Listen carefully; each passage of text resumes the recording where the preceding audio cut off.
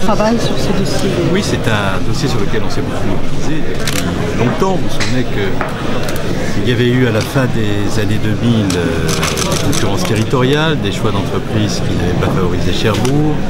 Il y avait eu à ce moment-là énormément de commentaires multiples, comme toujours, sur l'incapacité dans laquelle nous étions collectivement de valoriser notre territoire. Et j'avais fait le choix de laisser dire et de faire. C'est ce qu'il faut généralement adopter comme position lorsque on défend un territoire ou on défend un pays et qu'il faut lui donner toutes ses chances. Nous avons décidé de nous unir à l'époque avec Jean-François Legrand et Laurent Beauvais pour porter le plus loin possible les chances de Cherbourg. Nous sommes parvenus à convaincre. Il y a eu ensuite le choix de Cherbourg fait par EDF et Alstom, les évolutions qui sont intervenues dans cet ensemble industriel avec le rachat par GE, partie des activités à l'époque portée par Alstom, et la volonté que nous avons eue aussi d'associer toutes les collectivités locales dans le financement des opérations aux côtés de l'État pour réaliser cette usine. Et nous arrivons aujourd'hui à un moment où nous lançons cette usine. C'est la première pierre que l'on pose. Ce sont l'ensemble des industriels qui sont ici rassemblés, engagés. C'est l'État qui prend sa part de financement. Je viens de préciser le niveau de financement engagé entre le programme d'investissement d'avenir, la constitution de la société de projet par l'ADEME et l'investissement du FNAIT. C'est près de 80 millions d'euros que nous avons engagés sur ce projet et ce sont des emplois pour nous.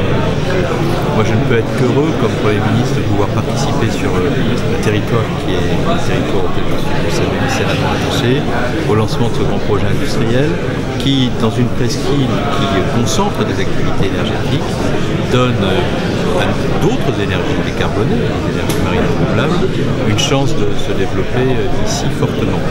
J'ai par ailleurs hier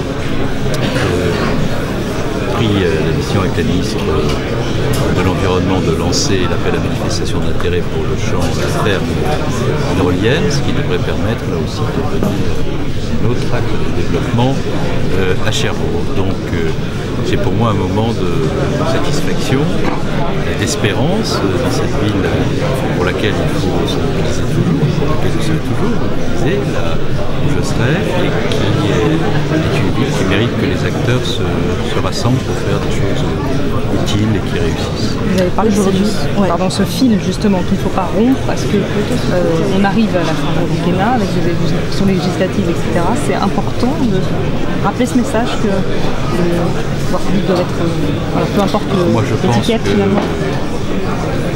Le souci de l'intérêt général, la volonté de servir, doit l'emporter sur toutes les considérations égotiques.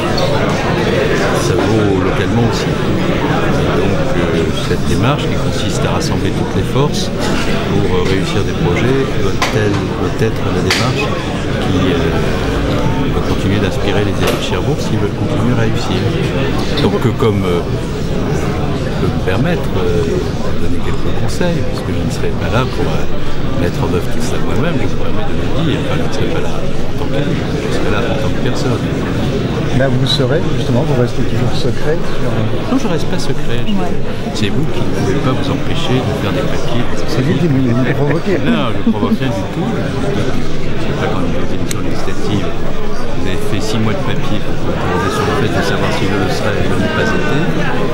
Non, j'aborde une nouvelle phase de ma vie politique. Je pense qu'on peut contribuer à la réflexion collective, on peut le faire sans être au Parlement.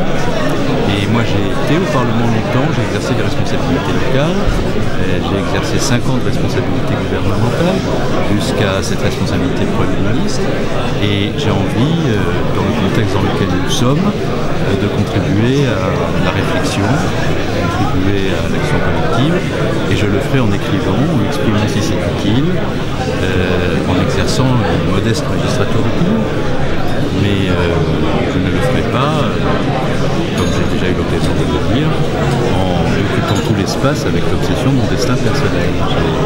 J'aime trop l'État, la République, trop attaché aux valeurs qui la fondent et trop inquiet du contexte pour ne pas essayer d'abord et avant tout d'être utile et de l'être en essayant de dire des choses qui peuvent aider le pays et qui peuvent l'aider, quel que soit le gouvernement qui sera en situation de responsabilité, parce que la situation en Europe, dans le monde, la menace terroriste, tout ça est grave.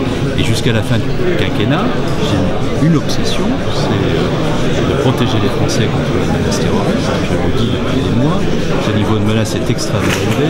Ce qui s'est passé à Londres hier, ce qui s'est passé en Belgique, visiblement cet après-midi, le Piton, tout cela suscite de nombreuses inquiétudes et on doit mobiliser toute notre force et toute notre énergie. Et ce matin, j'étais encore à Matignon avec des ministres de l'Intérieur, de la Justice, le secrétaire d'État à la Défense, le secrétaire d'État pour la doctrine, de manière à mettre tous les dispositifs qui doivent l'être pour assurer la protection des Français jusqu'à la dernière minute. Et c'est ça mon rôle. Mon rôle, c'est d'être au travail jusqu'à la dernière minute et de faire en sorte que tous les dossiers qui peuvent sortir sortent et que cet objectif fondamental de la protection des Français soit rempli, même si on n'est jamais sûr que une mobilisation totale fait le risque zéro. Est-ce qu'on peut revenir sur le sujet du jour, peut-être sur l'usine? On recule un peu. Pourquoi? Là, je peux plus respirer.